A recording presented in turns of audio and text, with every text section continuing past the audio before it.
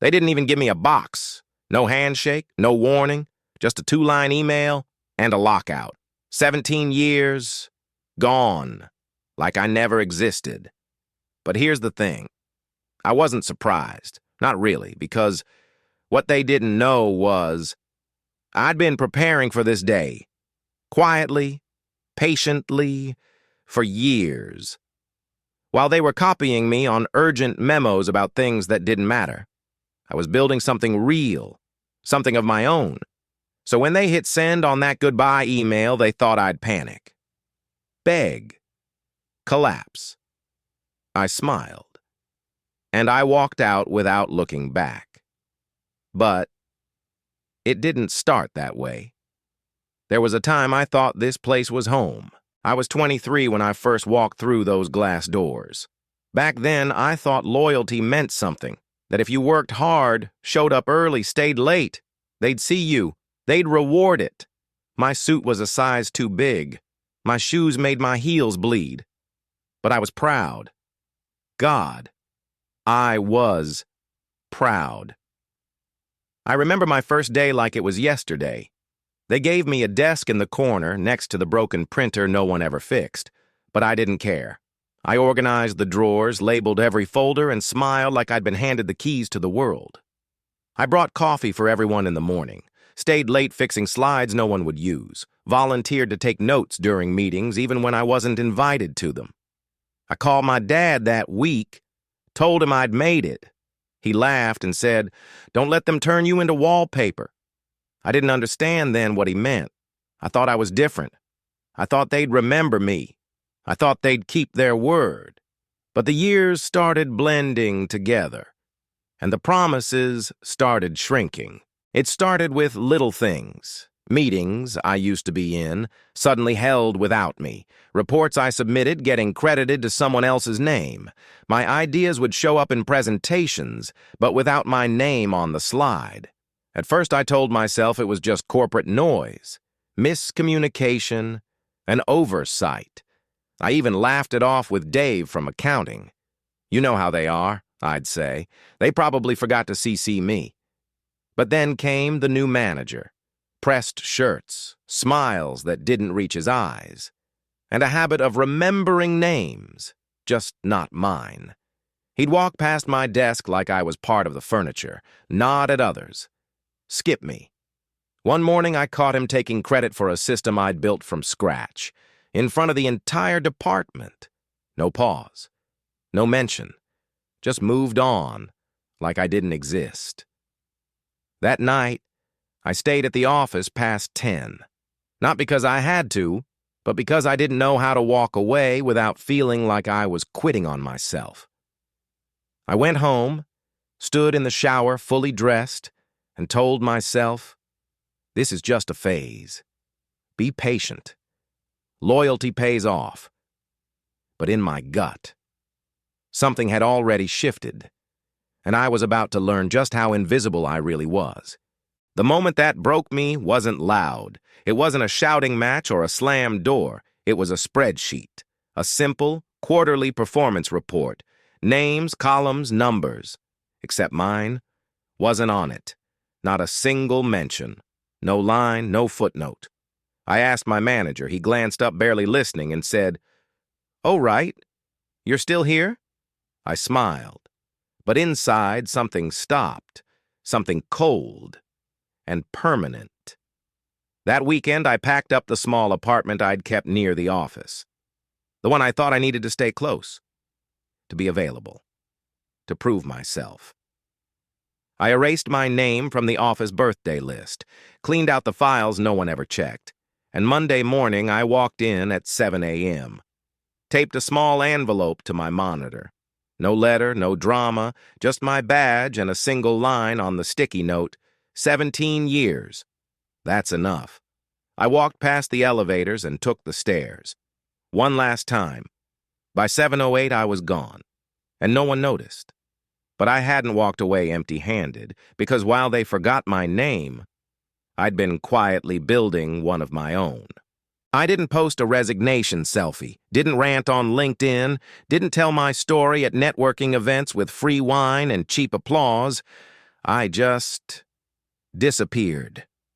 For the first time in nearly 2 decades, there were no morning meetings, no inbox full of fake fires, no performance reviews with phrases like room for growth. There was just space and silence. And honestly, it scared me. But in that silence, I started digging. I pulled out old notebooks with half-sketched ideas, opened that dusty laptop I used to call my someday machine, and I worked, not loudly, not with hashtags, but with focus and fire. I built late into the night, taught myself things I once waited to be trained on, said no to jobs that sounded like déjà vu in a nicer office. I said yes to the version of me that didn't need a badge to feel real. I started consulting, small at first. 2 clients, then 5, then 10. Word spread. Livin'. Beloved is rad every time. No titles, no departments, just work. Done well. And then one morning I got an email from a company bigger than the one that let me go. The email subject line was simple. Let's talk. No logo, no signature flair. But the name? I knew it. Everyone in the industry did. A Fortune 100 company. The kind I used to build pitch decks for, while someone else did the presenting. They'd seen a report I wrote. A tiny white paper shared quietly by one of my freelance clients. They liked it, said it cut through the noise, asked if I could do more. I said yes, after a full minute of staring at the screen, wondering if it was a prank. But it wasn't. 2 weeks later, I was on a Zoom call with people whose names I used to pronounce carefully in company memos. Now they were asking for my input, my framework, my terms. When the contract came through, I read every line, not because I didn't trust them, but because I finally could, because now no one was rushing me, no one was hovering over my shoulder with a red pen or a fake smile, and when I signed it, when that wire hit, I didn't celebrate. Not with champagne, not with a big post. I walked to the kitchen, made grilled cheese, and ate it standing at the sink, smiling in a way I hadn't in years. Because this time, I wasn't working to be seen. I was working because I finally saw myself. And with every step forward, something old fell away. I stopped introducing myself with a job title, stopped needing to list past employers like trophies I hadn't won. Now, when people asked what I did, I just said, I help people solve hard problems. And I left it at that. There was power in being vague. Not because I had something to hide, but because I finally had nothing to prove. I rented a small co-working studio a few blocks from home. No glass walls, no corporate slogans, just a desk, a kettle, and a whiteboard filled with ideas that made sense only to me. Every morning, I'd walk there with a coffee in hand. Same sidewalk, different stride. Sometimes I'd pass people in suits rushing to catch trains, scrolling through emails before sunrise. I didn't envy them, not anymore, because I remembered what it felt like to be dressed like success but feel like you were drowning. Now, I breathed. I worked when I was sharp, rested when I was drained, and stopped pretending hustle meant 24/7 exhaustion. Clients came and went. Some stayed, some didn't. But the difference? I chose them too. And in that freedom, in that stillness, I found a new kind of confidence. Not the loud, chest-thumping kind, but the kind that sits quietly in the back of the room, knowing it belongs without needing to raise its hand. Then one Thursday afternoon, an email from a name I hadn't seen in years landed in my inbox. The subject line just said, Alumni Night, you're invited. I almost deleted it, thought it was spam, but then I saw the sender. Corporate HR, East Coast Division, my old company, 17 years, a quiet exit, and now, an invitation. The email was dressed in smiles, said they were honoring long-time contributors, said they hoped to reconnect, said the new leadership valued the people who helped build the foundation. I stared at it for 5 minutes, then 10. Then I closed my laptop, went for a walk. The city felt louder that day. Car horns, footsteps, even the pigeons seemed aggressive. Something old was clawing at me, and it wasn't anger. It was something colder, something quieter. Not quite hate, not quite grief, just unfinished. I told myself I didn't need closure, that I'd moved on. But that night I poured a glass of water, sat at the edge of my bed, and opened the email again. There was one line buried at the bottom, like a trap. Ryan Matthews is coordinating logistics. Ryan, the VP who fired me, the man who said, "You've given enough," like he was doing me a favor. And here he was sending group invites, probably shaking hands, probably smiling. I laughed, shook my head, closed the email again. But I didn't delete it, because part of me, the part I thought had healed, was still waiting to be seen. I told myself it didn't matter. Just another event, just another email. But I kept checking the date, kept wondering what kind of suit I'd wear if I showed up. I even Googled the venue. Some rooftop hotel downtown. Fancy, loud, expensive. Not my scene anymore, not my world. And yet, every time I passed a mirror, I imagined what it'd feel like to walk in, shoulders back, wearing the life they didn't think I could build. I wasn't looking for revenge. Not really. I wasn't trying to prove anything.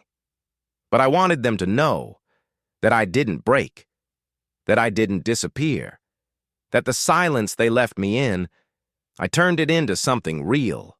Still, something tugged at me. A voice I hadn't heard in a long time. One that used to whisper whenever I got too bold, too hopeful.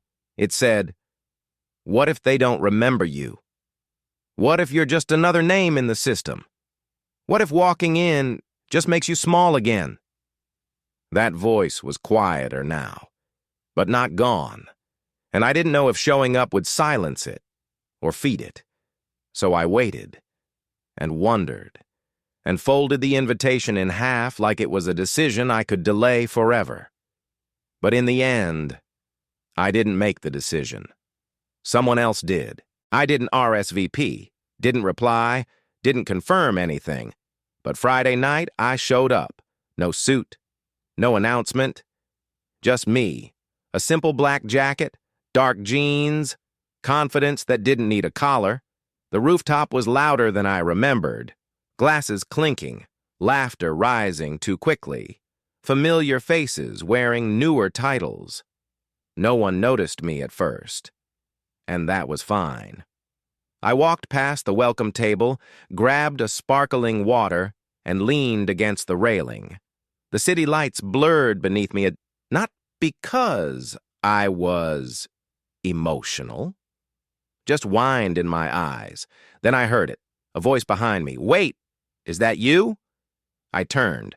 It was Jenna from finance, one of the few who treated me like a human when things went quiet. She blinked, smiled, shook her head like she couldn't believe it. And in that moment, I wasn't the guy who got let go. I was just me, not erased, not rewritten, still here. Then another voice joined. "I thought you left the country or something.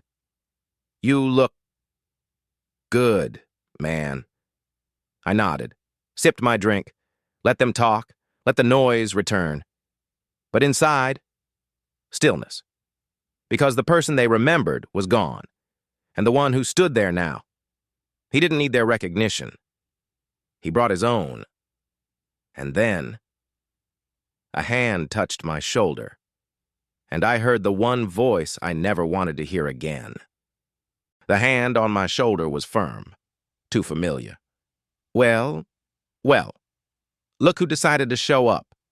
I turned slowly, didn't flinch, didn't smile.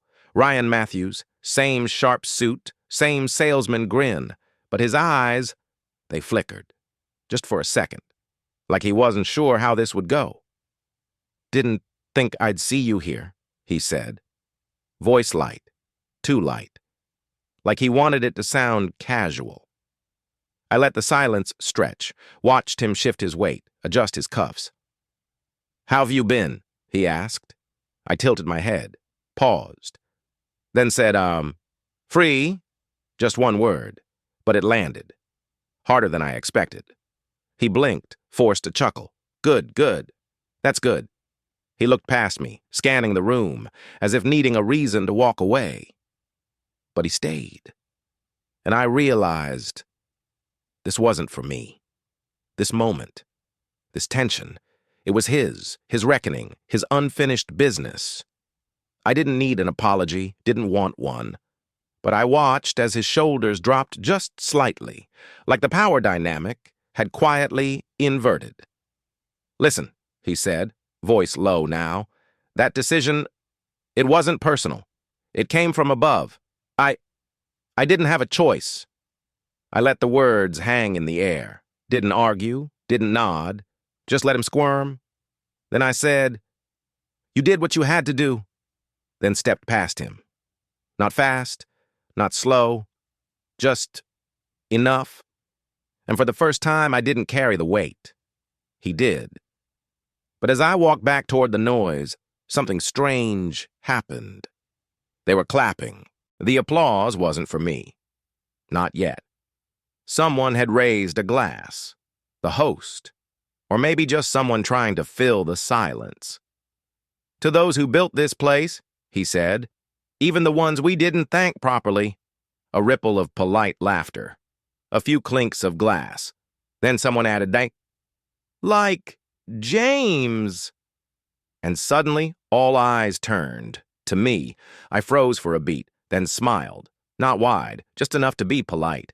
They were clapping now, genuinely maybe, or awkwardly, hard to tell. Jenna nudged my arm.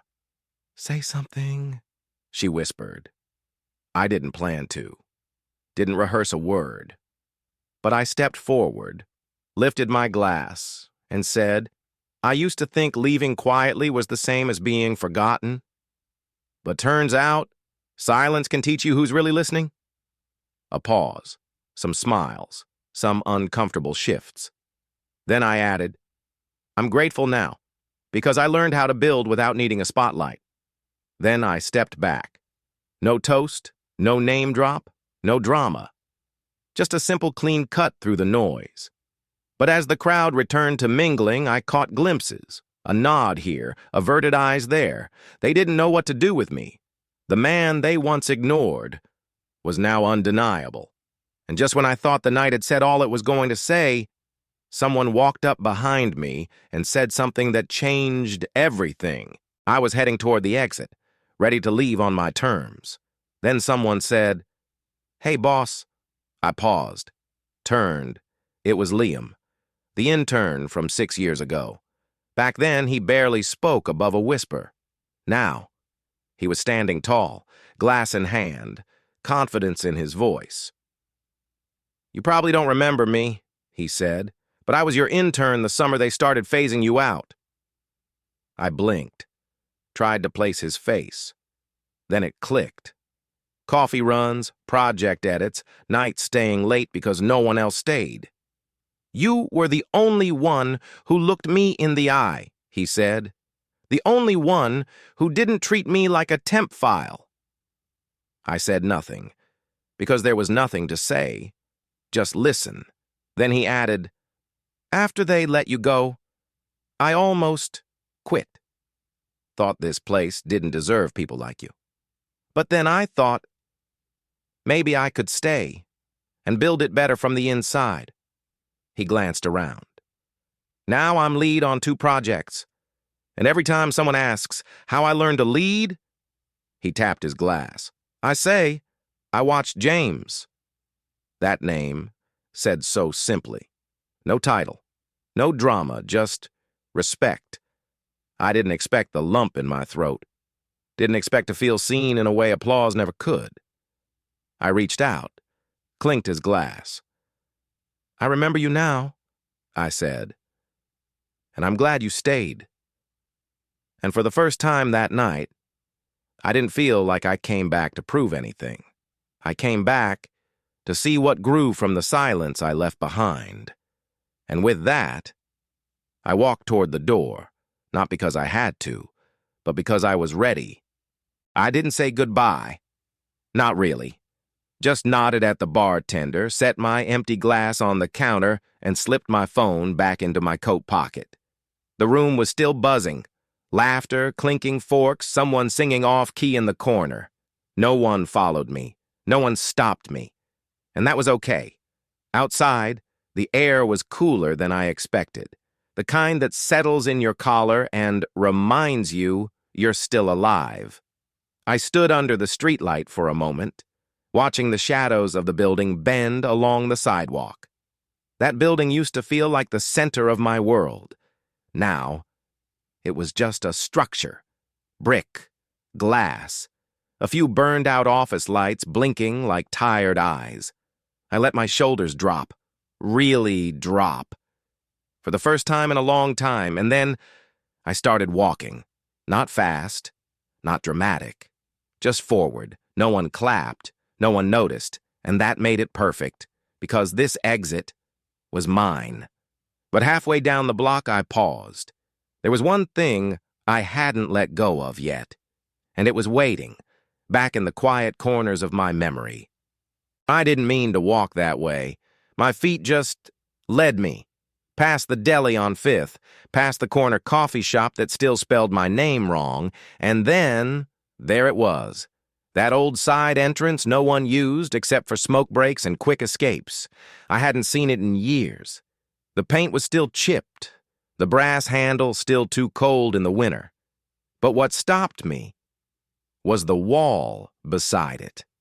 That corner where we used to pin notes, inside jokes, quotes from bad meetings, photos from office birthdays where no one really smiled, but tried anyway. It was all gone now, scrubbed clean, corporate gray, a blank surface where memories used to stick. But I could still see it. In my mind, one photo in particular. Liam holding 2 coffees. Me behind him pretending to steal one. We were laughing, not big laughs, but the kind that makes the day less heavy. Someone snapped it without us knowing, pinned it up later with the caption, "The real team leads." No title, no announcement, just truth. And I remember thinking that day, if this is all I ever have, a quiet laugh, a blurry photo, a team that gets it, maybe it's enough. Back then, I didn't need recognition. I needed meaning. And for a little while, I had it. I stood there for a moment, hand resting against the cold metal, memory still warm in my chest. Then I reached into my pocket and pulled out something I hadn't touched in years. It was still there, folded, faded, tucked in the lining of my coat like I always meant to forget it but never could.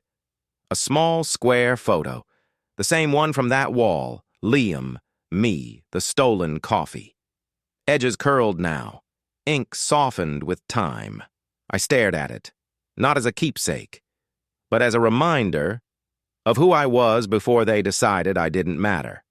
I walked to the wall, looked around, no cameras, no one watching, and slowly, I slid the photo behind a crack in the siding, just enough for it to stay, not enough for it to be seen. It wasn't about making a point. It was about letting go, not of the memory, but the need to carry it like armor. I stepped back, looked at the wall one last time. Nothing had changed, and yet everything had. Because now, I wasn't asking to be remembered. I was choosing what to leave behind. As I walked away, the image of that photo stayed with me, not in my pocket, but in my chest. And it pulled me somewhere I hadn't dared go in years. Back to the day it all started. It was a Friday, right before the holiday weekend. Everyone had already mentally checked out, except me. I had stayed late all week, pulling numbers, prepping a deck, double-checking every slide because it was my chance to finally present, not just assist. That morning I wore a tie, the one my son picked for Father's Day, said it made me look like the boss. I rehearsed in the mirror, smiled without showing nerves, even skipped my usual coffee so my hands wouldn't shake. At 9:45, sharp, I walked into the boardroom with my laptop and my hope. But the room was already full. Notebooks closed, coffee cups in hand. My manager, he glanced up, saw me, and said, "Oh, right, we bumped your segment. Ran out of time, just like that." No apology, no offer to reschedule, no mention of the hours, just silence. Then, "Thanks, though. We'll keep you in mind." I stood there, in that room of suits and buzzwords, holding everything I didn't get to say. And for a moment, I wasn't a senior associate. I wasn't even staff.